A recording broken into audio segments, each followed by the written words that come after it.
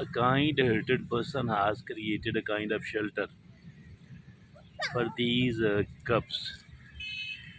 Obviously, it is a bit cold, and in the cold weather, many of these cubs die. So, keeping in view the comfort of these, he dug a bit of hole first, and then put certain stones, creating a wall. By then, after that, using the branches of this tree, he he has erected. He has put a sort of shelter as well, so that these cubs could remain safe from the rainwater, from the rains.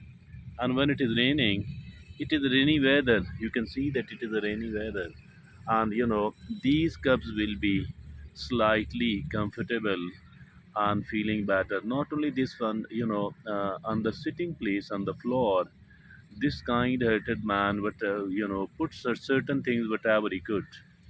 So I think this kind-heartedness, it pays, it is something which must be in every human. Even the animals have seen, demonstrating this sort of emotions.